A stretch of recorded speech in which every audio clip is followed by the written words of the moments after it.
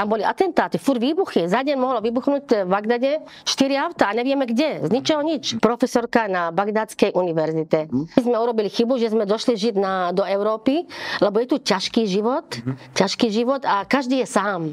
No, volakedy v 70.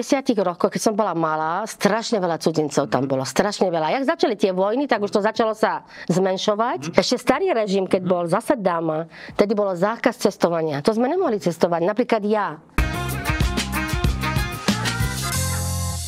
Ahoj, moje meno je Ivan Jaček, nahrávame reláciu Sereďan. Dneska tu máme opäť nového hostia a ňou je Semira. Ahoj. Ahoj. Povedz nám prosím ťa najprv tvoje priezvisko, že ťa predstavím úplne. Dobre, tak volám sa Semira Al-Samaraj. Aha, to by som asi nepovedal. No, z Iraku. Aby sme to všetkým ozrejmili, Semira je priamo z Iraku, z Bagdadu, ona tam žije, ale pritom si Sereďanka, vyrástla si tu, že? Áno, lebo som mala detstvo na Slovensku. Takže môžem povedať o svojom detstve troška? Jasné. No tak, ja som sa narodila v Bratislave, ale mama pochádza zo Serede, Klčový. A žila som tu 8 rokov. Ako detstvo celé bolo 8 rokov a chodila som aj do prvej triedy, aj do druhej triedy v Seredi.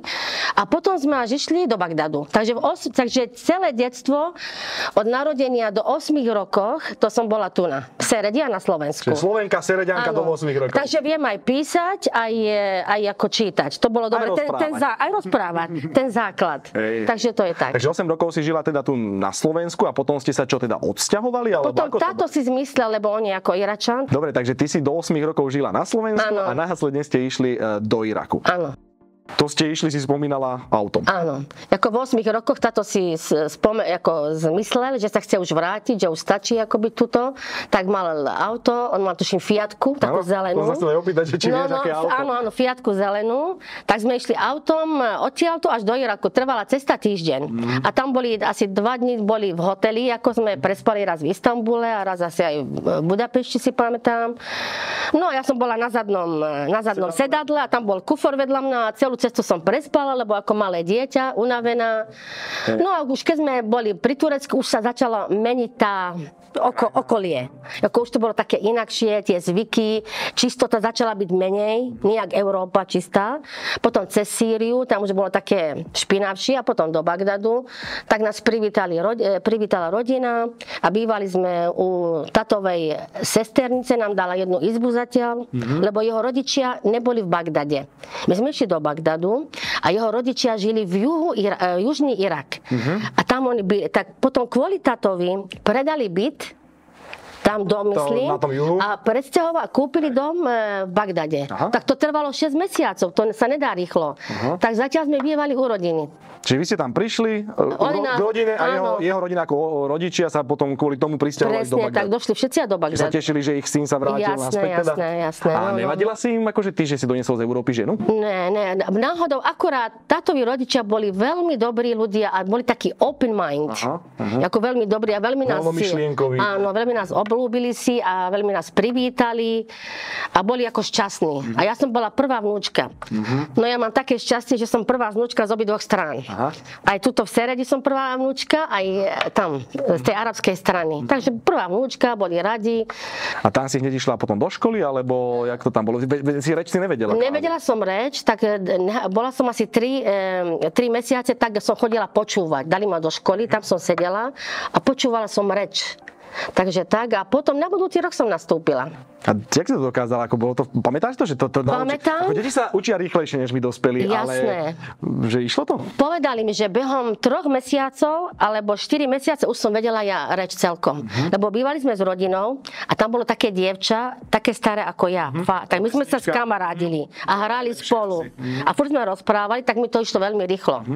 No. Ja teba tak skočím do toho, ma tak zaujíma, vieš nám teda napríklad to je po iracky sa to volá? Alebo reč je iracká. Áno, iracká. Po iracky povedať, volám sa tak a tak, žijem v Bagdade a pracujem tam a tam. Jasné, mám to povedať, dobre. Keď prevadí. Takže اسمي سميرة مؤيد عايشة في بغداد مكملة ماجستير علوم حياة وحاليا أستاذة في جامعة بغداد أقوم بتدريس مادة حياتية الخلية. Ďakujeme. Moc som ti nerozumel. Nikto nič nerozumel. Možno sa rozprával, že som taký moderátor, a bol taký divný, ale ďakujeme. No, takže tak dobre. Teda tam mňa zaujíma ten systém taký školský, teda tam sú normálne základná škola, stredná škola. Tak... Ako tu, najprv základná má 6 rokov, nie 9. Základná má 6 rokov, potom je stredná, to má 3 roky, to je akože doplnka tej základnej, čo je 9. 9 spolu. Potom je gymnázium a potom je vysoká. Čiže ono to sedí. Ono to je základnú rozdelili na dve, potom je gymnázium a potom je aj vysoká. Aj vysoká, jasné, áno. My sme povedali jednu veľmi dôležitú vec, že čím sa ty živíš vlastne v tom Iraku? No tak ja som skončila ako vysokú školu a skončila som magister prírodné vedy botaniku, tak som teraz profesorka na Bagdadskej univerzite. A mám titul ako docentka, tak vyučujem. Študenti tam majú záujem o takéto štúdium? Áno, áno. A akurát som chcela povedať, že ako Iračania sú veľmi múdri ľudia, lenže je ich okolie a je ich politická trocha to vrátila dozadu. Aj tá chudoba kvôli tým vojnám, čo boli. Mňa by tak zaujímalo možno, ako tam teda Iračania berú cudzincov, keď tam prídu, že či chodia tam vôbec nejakí cudzinci? No, kedy v 70 rokoch, keď som bola malá, strašne veľa cudzincov tam bolo, strašne veľa. Jak začali tie vojny, tak už to začalo sa zmenšovať, ale teraz už tam je trocha lepšia situácia. Už sa to ako ustálilo, otvára a začali teraz zase chodiť. A Iračania ľúbia cudzincov, ako tí normálni ľudia. Ja som raz pozerala ako na YouTube, bol nejaký cudzinec, tam prišiel a neviem z ktorého štátu som zabudla a on chválil, že Iračania sú ako veľmi srdeční, že on vôbec neplatil peniaze za jedlo. On tam bol mesiac a on sa stravoval zadarmo. Každý pozval a všetko zadarmo, takže oni sú veľmi ako ľúbia hosťov. Keby tam chcem ísť napríklad na dovolenku, na výlet a tak, akože máme sa čoho obávať, akože, alebo je to štandardné riziko ako všade inde? No ja si myslím, že podľa toho, aká je doba. Lebo niekedy tam ono to je také ešte skákavé. Že niečo sa stane, je to také napaté, nejaká doba a potom sa to zase ukludní. Tak človek si musí vybrať správny čas, keď to tam je také akurát. Napríklad teraz budú nablízko tie, čo sme to hovorili. Politické voľby. Tie voľby, tak už to tam začína také medzi sebou. Napätie. To je také trocha také nepríjemné. To aj vy pociťujete ako domáci? Áno, lebo stále sa niečo robí, tam ti robia zle týmto a tak podpalujú. A čo sa robí. Áno. A môžeme sa aj o tom baviť ako trocha, že tam akože tá politika a tieto veci, že môžete niečo zmeniť tým?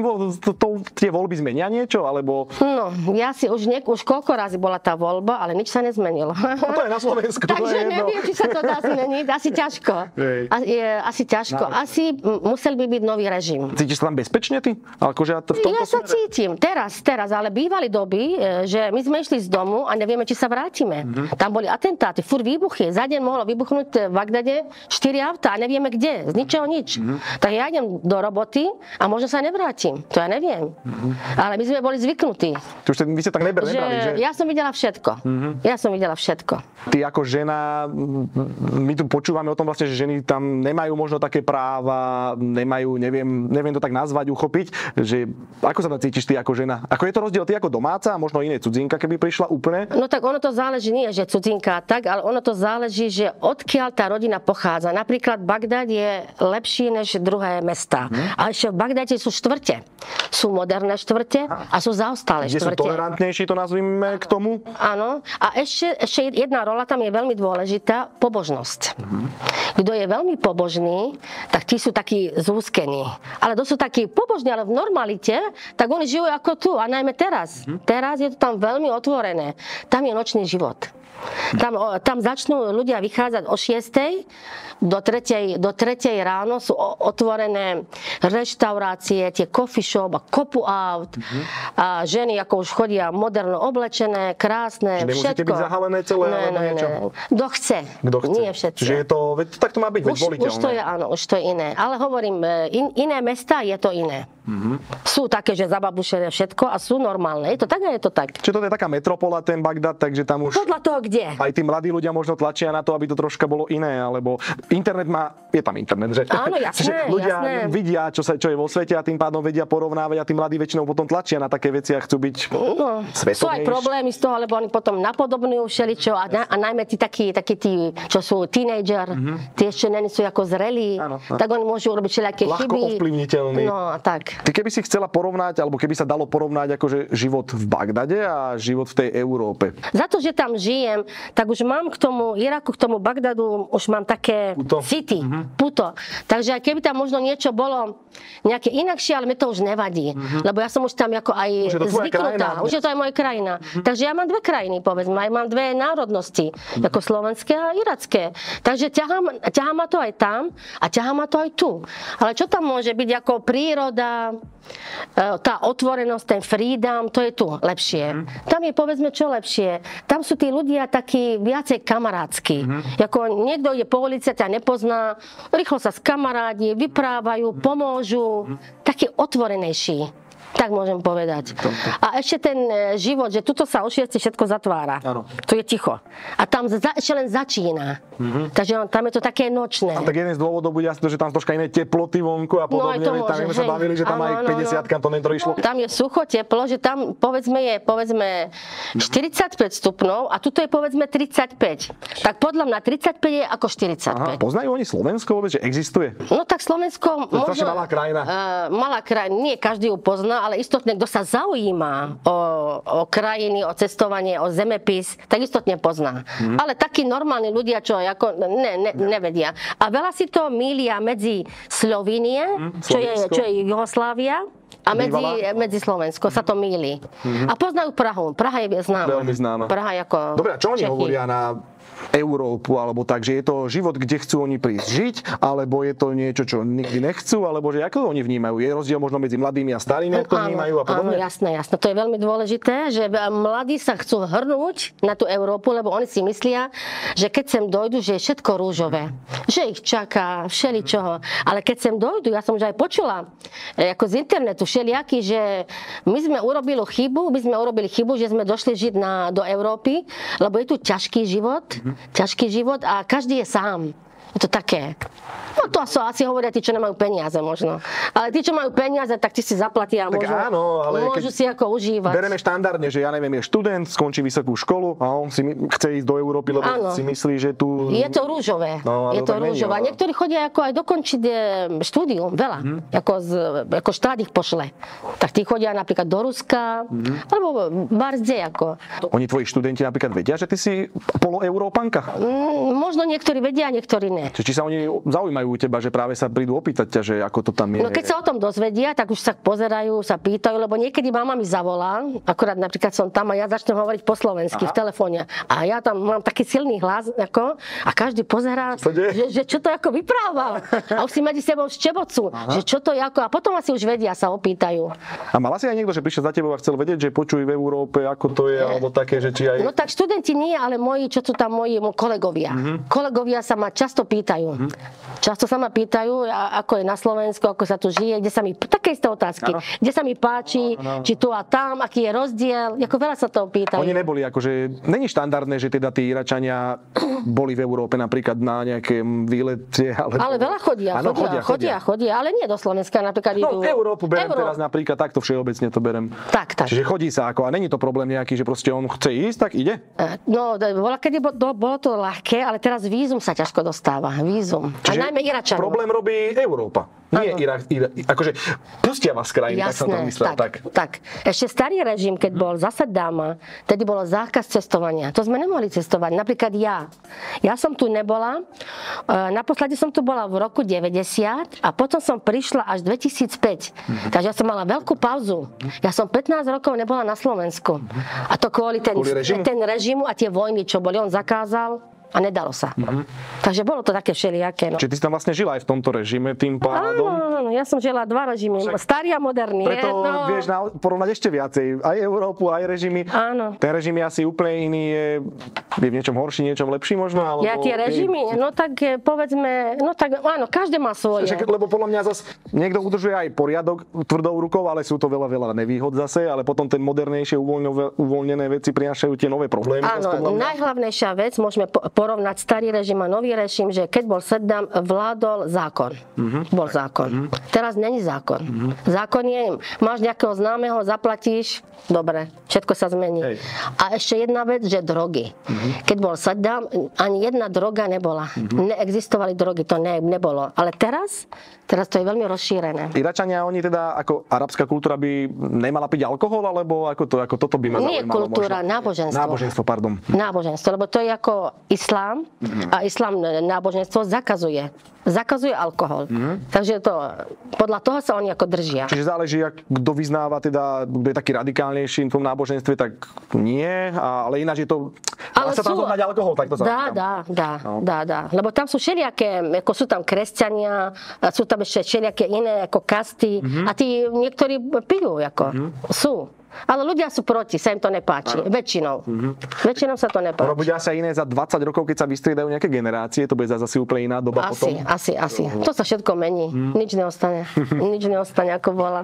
Keby ja chcem ísť do Bagdadu, tak akože je to v pohode, že proste prídem, priletím a... Ja neviem, ako to je, ale asi sa musí zohnať vízum. Myslím si. A potom dá sa, jasné. Dá sa. Lebo chodia veľa cudzincov, vidím, ako prídu. Jak lietate kadiaľ, keď to, ako napríklad tu zo Slovenska, keď ideš? No, tak naša cesta je vždycky, povedzme, Viedeň, Istanbul, Bagdad. A dá sa čiže z Istanbulu väčšinou sú také prechody. Áno, a dá sa napríklad Viedeň, Jordánsko, Amman. Bol som aj v Amane, v Istanbule. Alebo Libanon, Bejrút. Dá sa napríklad Viedeň, Bejrút a Bejrút, Bagdad. Dá sa, alebo... Ako Bejrút je už taký exotickejší, po mňa aj pre tých letenky, akože do Istanbulu sa chodí z Bratislavy teraz 3-krát do týždňa a do Amánu sa chodí pravidelne, tiež si myslím. Neviem, či z Bratislavy, ale z Viedne určite.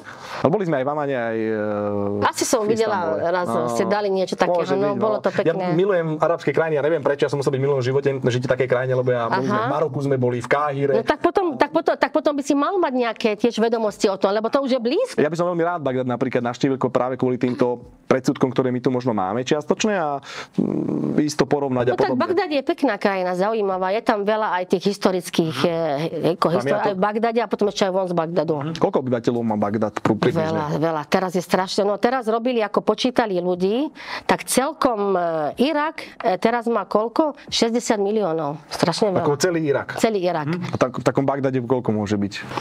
Môže byť, ja neviem, možno aj 10, viacej. Veľa. Že také dve Slovenska. Áno. Je tam strašne veľa aut. Niekedy ideme do roboty, napríklad keby som išla normálnou cestou, ja som tam za 10 alebo za 7 minút.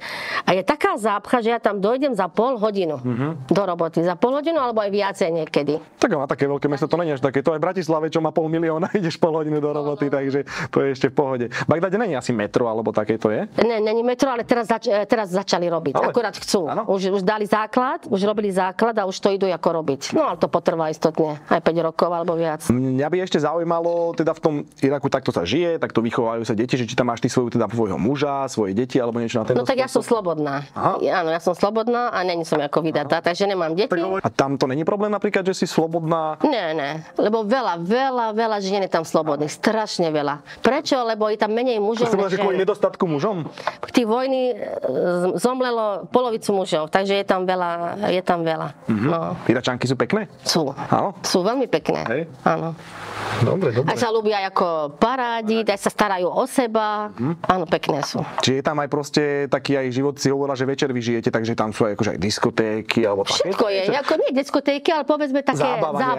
Oni asi sa ináč zabávajú. Speváci tam teraz stále chodia nejakí arabskí, veľmi dôležití a robia sedenia a chodia, veľmi je tam tak rušno v noci. Pekne, áno. Je. Čiže nočný život oni teda fungujú. Áno. A tak to bude kvôli tým aj teplotám určite, ak sme sa bavili, že to je niečo.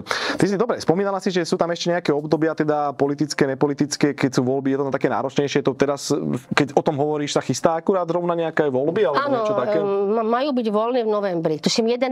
novembra majú byť, tak sa teraz už tak chystajú medzi sebou ľudia.